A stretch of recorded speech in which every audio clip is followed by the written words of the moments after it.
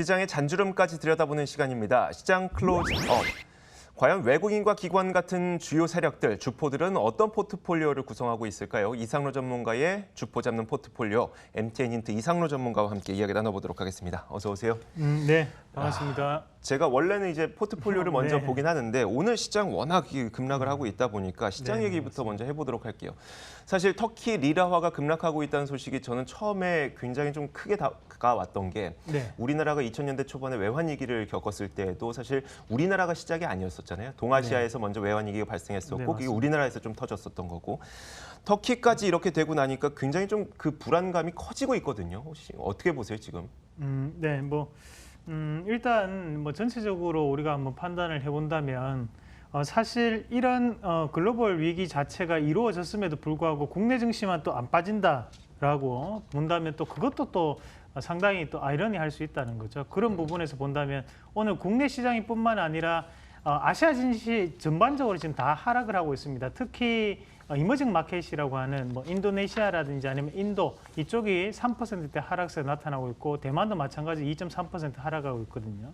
결국에는 외환 보유고 그러니까 외국인들에 대한 유입 자체가 활발히 이루어지는 이런 마켓에서의 이런 변동성이 더욱더 크게 나타나고 있고 이 부분 자체는 결국에는 터키에 대한 불안감이 조성되고 있다라고 받아들이는 게 맞겠고요. 다만 여기서 우리가 냉정하게 평가를 하셔야 되는 부분은 과연 터키가 국내 시장에서 우리나라와의 무역에 대한 부분 자체를 어느 정도 비중을 가지고 있는가거든요.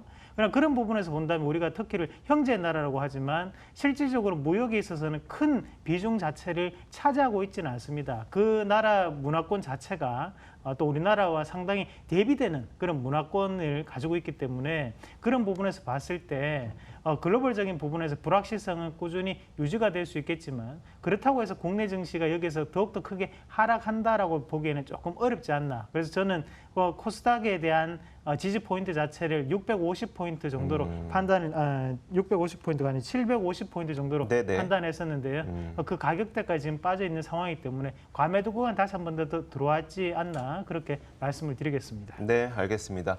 말씀하셨던 것처럼 정말 지금은 과매도 국면이기 때문에 이제는 좀 매수할 세력들이 좀 기다리고 있었으면 좋겠다는 생각이 함께 들면서요. 자, 이어서 저희가 그럼 지금까지 저희가 진행하고 있는 포트폴리오는 어느 정도의 수익률을 기록하고 있는지 한번 살펴보도록 하겠습니다.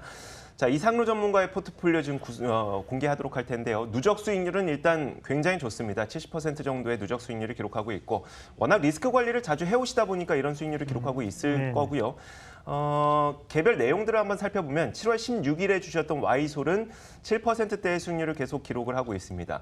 30일에 주셨던 코엘 패션이 손절가를 터치했어요. 마이너스 4% 정도의 손절가를 터치했고 8월 6일에 주셨던 테스나는 5%의 수익 기록하면서 목표가에 도달했고요. 8월 6일에 동시에 주셨던 MP 한강의 경우에는 1.4% 정도 수익을 기록하고 있긴 하지만 아직까지 목표가는 올라오지 않았습니다. 자, 이 개별 종목들을 어떻게 할지 하나하나 좀 AS 해주시죠. 네. 먼저 이 테스나를 한번 같이 보셔야 되는데요. 우리가 이제 일주일에 한번 제가 추천을 드리고 거기에 따른 AS를 일주일 뒤에 말씀드리다 보니까 사실 그 고가 권역에서 팔기가 힘듭니다. 그래서 테스나 주가 추이 한번 같이 보시면 실질적으로 우리가 이 목표가가 27,300원이었었는데 사실 28,300원까지 올라왔습니다. 하지만 우리가 이제 28,300원, 28,400원으로 계산을 하는 게 아니고 목표가를 도달했기 때문에 그에 따라서 무조건 차익을 해야 되는 그런 원칙을 가지고 있으니까 수익률이 이렇게 뭐라고 할까 이제 최대치로 잡히지 않는다는 부분은 네. 여러분들이 조금 알고 계실 필요가 있겠고요. 그래서 목표가 자체를 굳이 여기에서 이걸 그냥 좀 더 들고 있었으면 5% 더 먹을 수 있는데 그렇게 생각하지 마시고 어차피 시장이 지금 힘든 과정이고 이럴 때일수록 우리가 단기적인 파동에 좀 더 집중을 하셔야 되거든요. 그런 부분에서 본다면 테스나는 이익 실현하는 게 맞다라는 의견을 좀 드리겠고 코엘 패션 이어서 한번 같이 보시면요. 네. 사실 이제 우리가 종가상으로 우리가 판단하기 때문에 이 5,650원이면 아직까지 손절이 되지 않았습니다. 하지만 어차피 오늘 제가 출연하기 때문에 변동성 자체를 봤을 때 이미 하락을 했고 그에 따라서 우리가 빠르게 리스크 관리를 하는 게 맞다라고 판단을 했기 때문에 이 종목군은 손절에 대한 처리를 하도록 하겠습니다.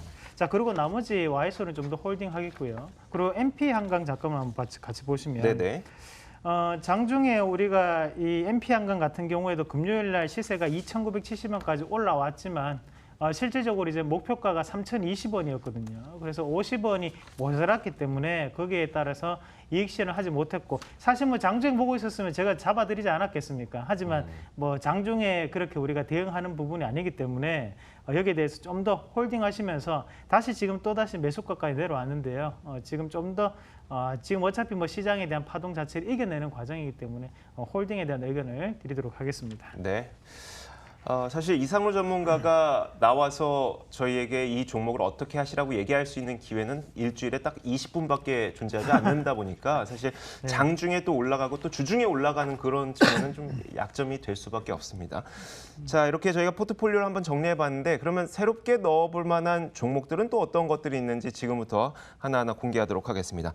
자, 먼저 첫 번째 종목을 저희가 바로 뒤에 공개를 해놨어요. 한번 보시겠습니다. 자, 바로 이 종목입니다. 북한 자원개발 기대감에 들썩거리고 있는 포스코 엠텍. 네. 우리가 지금 시장에서는 뭐 사실 이 부분에 대한 투자 포인트를 좀 잡으실 필요가 있겠는데요. 결국에는 지수에 대한 영향을 많이 주는 종목군들 같은 경우에 외국인에 대한 비중이 크거든요. 그렇죠. 그것은 결국엔 글로벌적인 증시 자체를 예측하기 힘들 때는 외국인들의 투자 심리가 상당 부분 위축될 수밖에 없습니다. 앞에 대한 판단 자체가 안 서는 상황이기 때문에 뭐 우리처럼 우리도 그렇지 않습니까? 우리가 네. 뭐 1억, 5천만 원 이렇게 투자를 하려면 일단은 시장을 비빌 언덕이 있는지를 먼저 찾아야 되거든요. 네. 근데 외국인들 입장에서 더하다는 거죠. 1,000억, 2,000억, 뭐 1조 원대 가깝게도 하루에도 매수를 하는데 지금 시장을 본다면 상당히 불확실하다는 거거든요. 그러면 외국인들 입장에서 지금 자리에서는 쉽게 접근하지 못한다고 판단한다면 결국에는 예측 가능한 부분에서 판단을 해야 되는 거고, 그 예측 가능한 부분에서 본다면 결국에는 북한과의 관계적인 부분밖에 없다라는 거죠. 그런 부분에서 봤을 때는 지금 오늘의 남북 그 고위급 정상회담, 그러니까 통일부 장관이 가서 직접적인 회담을 했는데 네. 거기에 따라서 오전에는 1시간 10분 만에 종료가 됐다라고 하거든요.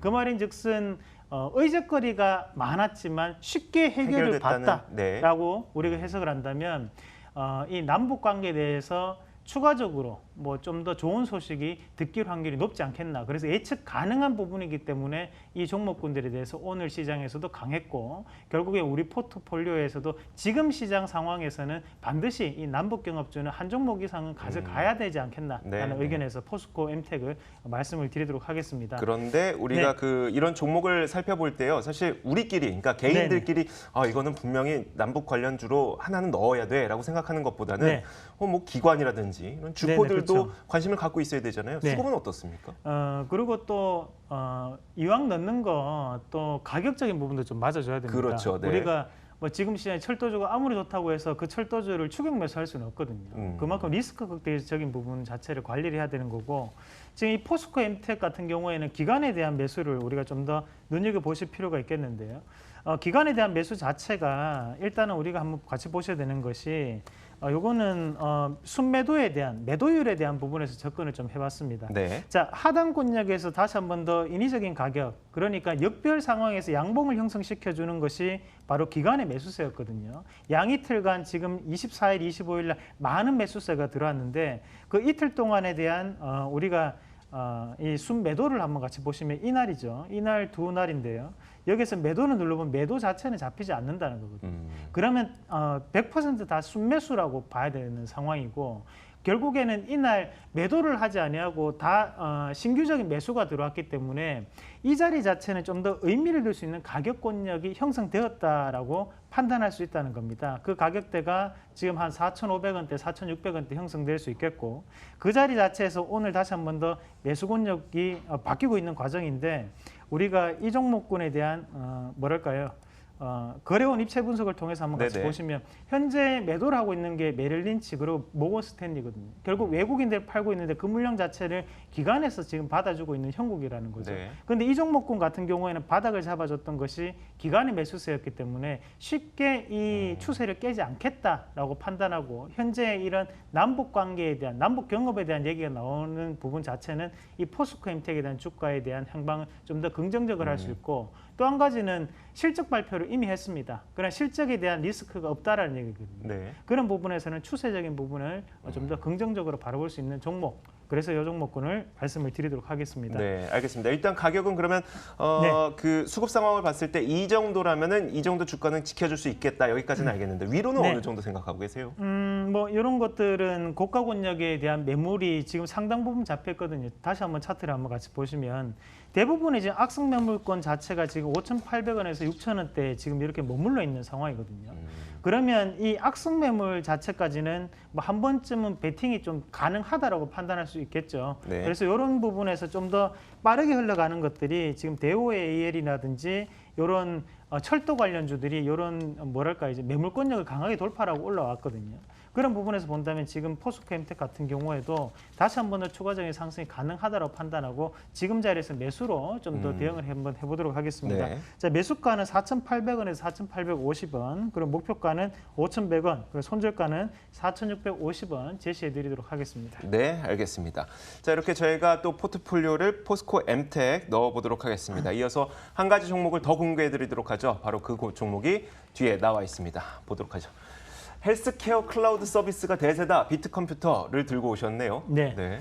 어떻게 보면 좀 시장이 좀 소외되어 있는 그렇죠. 뭐 사실 우리가 헬스케어라는 것을 알고 있지만 시장에서 이게 포커스를 받고 있는지 여부 자체가 그러니까요. 아무리 좋은 네, 기업이라고 그렇죠. 하더라도 사고 싶은 사람이 많아야 그 종목이 네네, 또 맞습니다. 올라가는 거니까요. 네. 하지만 이 종목군에 대해서 우리가 일종의 뭐랄까 이제 수급적인 부분 그리고 네. 오늘 좋은 뉴스가 한 가지 나왔었는데 오늘 뉴스를 잠깐만 뭐 우리가 한번 같이 확인을 해 보시면 네. 환자에 대한 전자 진료 기록에 대한 안전 관리를 강화하겠다라는 인증제 시범 사업을 하겠다라는 뉴스가 나왔거든요. 결국에는 이 시범 사업 자체에 대해서 할 수 있는 곳이 그 중에서 한 군데가 또 비트컴퓨터입니다. 그럼 결국에는 이 복지부에서 의료보험 확대에 대한 부분 자체를 정부 정책으로 내걸고 있고 그에 따라서 이런 전자기록 장치에 대한 그래서 우리가 이런 부분을 EMI 의무기록지라고 하는데 그 부분이 유비케어와 그리고 이 비트컴퓨터에 연결되는 기업들이거든요. 그런 부분을 본다면 지금 이 비트컴퓨터에 대한 매수세 자체는 좀 더 의미하는 바가 있다라고 판단하고 그 수급 자체를 한번 같이 짚어보시면 마찬가지로 이제 우리가 한번 같이 보셔야 되는 것은 2018년 1월 16일 날 큰 매도세가 나타났던 부분이 있었는데요. 그때 외국인들에 대한 매도가 크게 빠져나갔고 그 자리 자체를 꾸준히 이 매물대를 메꿔줬던 부분이 바로 기관에 대한 매수세가 메꿔주고 있는 과정입니다. 네. 그런 부분으로 본다면 지금 이 하단 권역 자체 6,500원대에 대한 기관에 대한 지지가 나타난 자리이기 때문에 지금 충분히 다시 한 번 더 추가적인 상승이 기관에 의해서 가능하다라고 판단하고 말씀을 드리도록 하겠습니다. 자, 매수가는 6,600원에서 6,660원, 그리고 1차적인 목표가는 6,990원, 그리고 손절가 하단에 6,390원 제시해 드리도록 하겠습니다. 네, 알겠습니다. 자, 이렇게 이상로의 주포 잡는 포트폴리오 또다시 4개 종목을 채워 넣었습니다. 다음 주 월요일에 다시 한번 이상로 전문가를 불러서 AS 해드리도록 하겠습니다. MTN 힌트 이상로 전문가와 함께했습니다. 오늘 말씀 고맙습니다. 네, 고맙습니다.